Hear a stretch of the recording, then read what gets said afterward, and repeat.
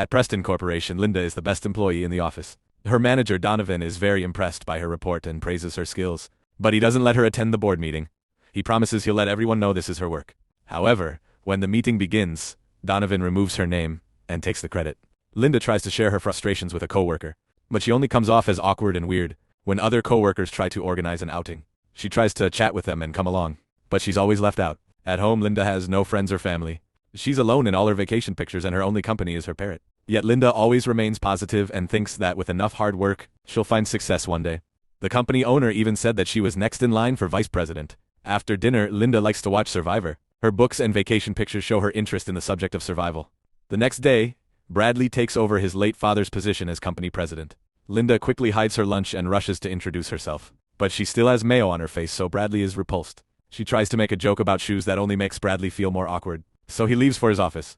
Afterward, Bradley notices mayo on his hand and complains about how disgusting Linda is. Executive Franklin informs him that Linda was promised the vice president's position, but Bradley says he'll give that promotion to Donovan. Franklin explains that the company depends on Linda, and even Bradley's father dumped everything on her. Bradley doesn't care and wants her moved to another office to keep her hidden, and Franklin desperately points out that they have a major meeting in Bangkok coming up. Donovan can't handle it alone. In fact, nobody has solved the issue with Appendix D. Bradley agrees to bring Linda on the trip, but only so she can help Donovan. She won't be allowed in any meetings.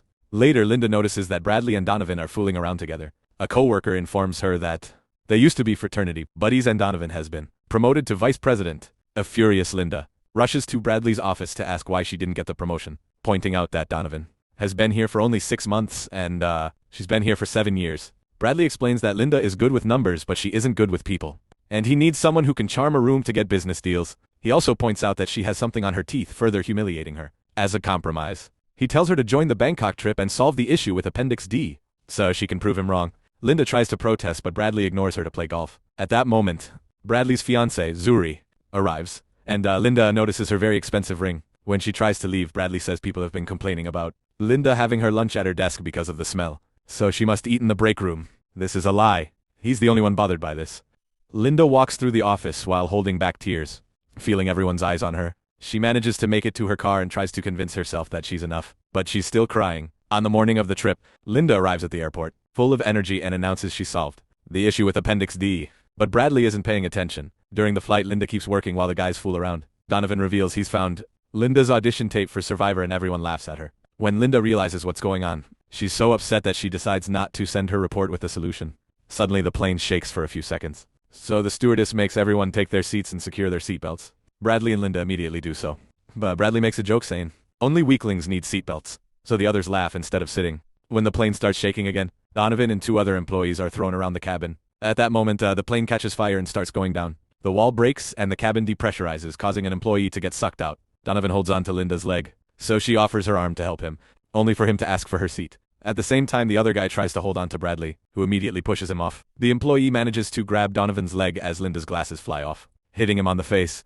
Since Donovan keeps telling him to let go, the guy bites his leg and Donovan responds by hitting him. Then Donovan grabs Linda by the throat and asks for the seat again. So she grabs a fork and stabs his hand, causing him to let go. Both men are sucked out of the plane, and Donovan's tie gets stuck in the hole so his body keeps bouncing on the glass. When he asks for help, Linda closes the window, after losing one of the engines. The plane lands on the sea and water starts flooding the cabin. Linda holds her breath as she struggles with the seatbelt. Once she manages to free herself, she swims ahead and is startled by the body of the stewardess.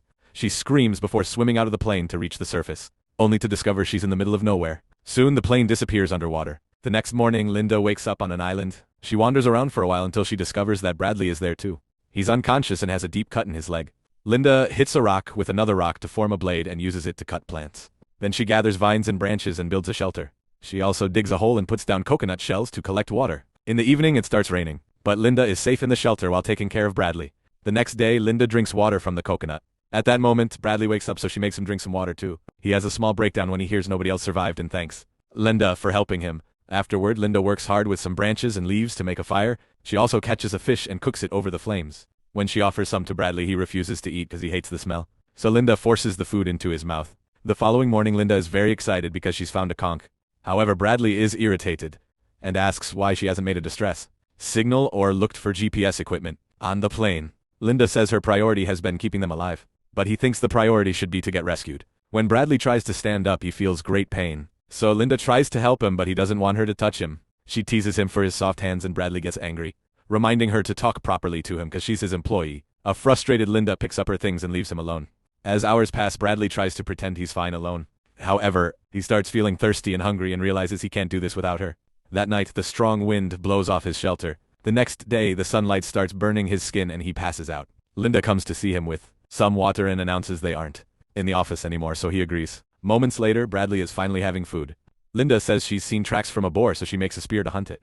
Bradley doesn't think that Linda from accounting can hunt a boar, and Linda immediately corrects him, saying she's actually from the strategy and planning department. She calls him out for lying since he clearly didn't look at her work like he said.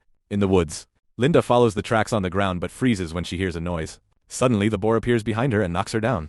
Luckily, it gets stuck behind a fallen tree, giving her time to run. Then the boar runs around the tree and goes looking for her, not stopping until he finds her jacket on the ground. Linda jumps from above and stabs it in the neck. However, the spear breaks and the boar runs to shake her off. When it charges at her, she uses the other spear half to stab it again. Yet the boar is still alive and keeps spitting blood and mucus at her face. Linda desperately takes the first spear half from its neck and repeatedly stabs it in the eye, finally killing it. Moments later, Linda proudly drops the boar's head in front of Bradley and announces she likes hunting. That night, they both enjoy the amazing meat. Some days later, Linda is exploring when she discovers a waterfall, and she decides to take a shower. Suddenly, she hears a noise and sees a boat nearby. Linda rushes to ask for help but stops herself when she realizes she's happy here. Then she returns to the camp and gives Bradley some water while showing him the backpack she's made with leaves. However, Bradley is frustrated because it's been 2 weeks and they haven't been found. When Linda asks him to stay positive, Bradley snaps and yells at her, saying they should build a raft. Linda thinks it's a bad idea and they start arguing. Soon, Bradley realizes she's happy the way things are and tries to walk away. But he's slow because of his injured leg. He points out that Linda thinks she's a big deal. But he's the president of an important company. However, Linda laughs and reminds him that his father did it all and he's just a nepo baby. When Bradley fires her, Linda just laughs more. Bradley leaves and tries to set up his own camp. But no matter what he tries, everything fails. Meanwhile, Linda has built a strong shelter, a hat, and even a hammock. Not to mention she has food. She also uses branches to finally write the word help on the sand. He's so hungry that he ends up catching a bug and tries to eat it. But it's so disgusting that he spits it out. Eventually, Bradley approaches Linda, who has made a table and a whole sushi spread. He tries to be friendly. But she humiliates him by pointing out he has something on his teeth. Then he notices she has a knife, so she explains she found it on the shore. Bradley starts to apologize for his attitude, but Linda asks for more. So he mentions how much he underestimated her and how important she is to the company. She keeps eating and drinking just to mock him. Thus, a desperate Bradley falls on his knees and promises to help. Since she keeps teasing him, Bradley ends up begging and offering naughty times. Linda immediately stops him and finally agrees to take him back. In the afternoon, Linda brings Bradley on a walk to rehabilitate his leg. They reach the mountain and take a very narrow path where they have to make some dangerous jumps. Linda shows him that there's nothing but water for miles before they keep moving. She then shows him how to check for poisonous berries. They must rub them on the skin to see if there's a reaction. Lastly, she points at 2 rocks forming an X, explaining that in that part of the island there are only thorn bushes and poison vines. They must never go there if they want to live. On their way back, Bradley decides to take a break to rest his leg. Suddenly, the ground breaks under Linda's feet and she has to hold on to some vines to avoid falling.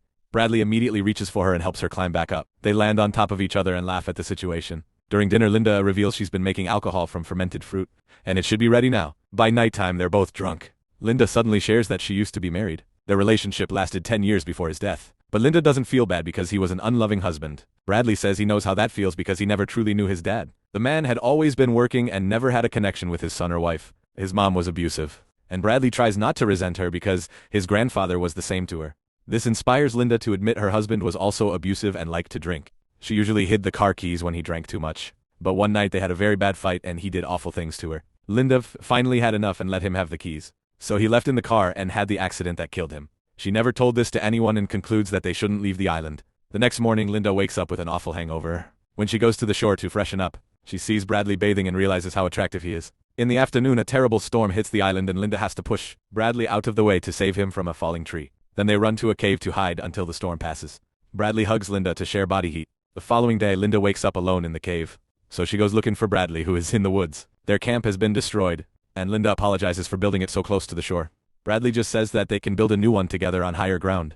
Sometime later, the duo has a brand new camp. When Bradley feels his leg getting stiff, they go for a walk and he thanks her for everything she's taught him. In the evening, he volunteers to make dinner and admits this is the first time he's ever cooked.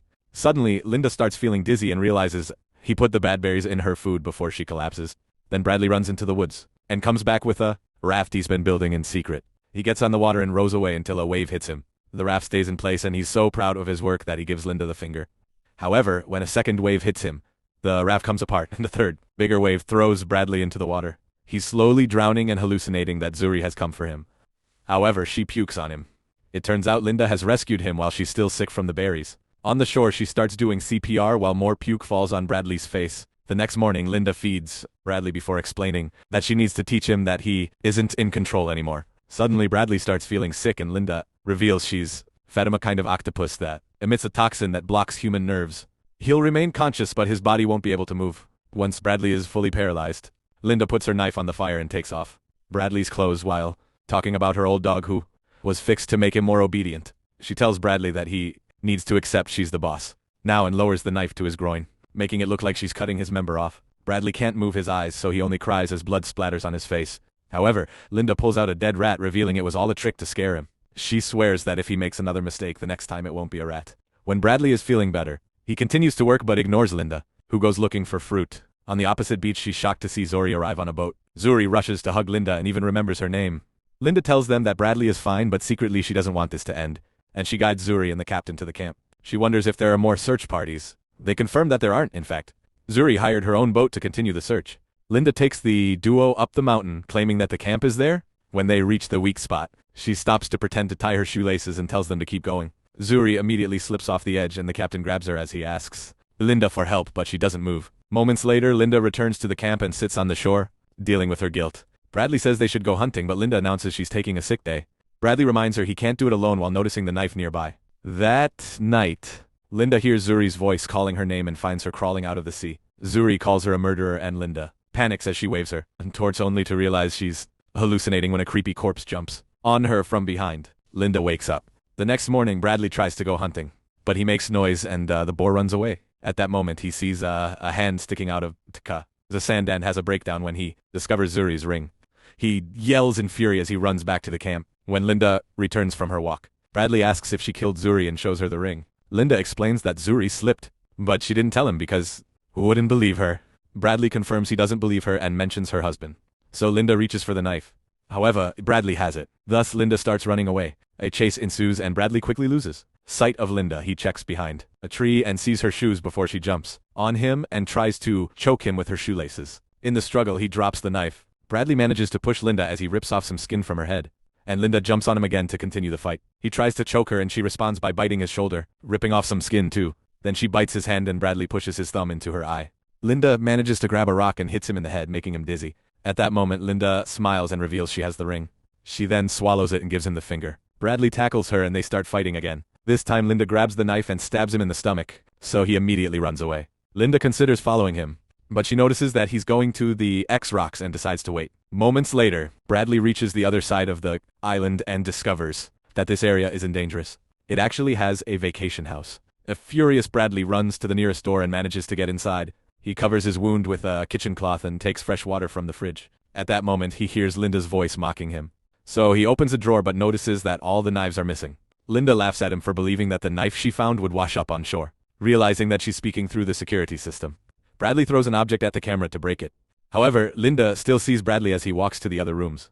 She explains that when she saw that boat many days ago, she followed it and watched some employees drop supplies. She memorized the lock password when they used it and later broke in. Linda also admits that she hit the boat captain to make him and Zuri fall to their deaths. Bradley continues to sneak around but is eventually cornered by Linda, who has found a gun.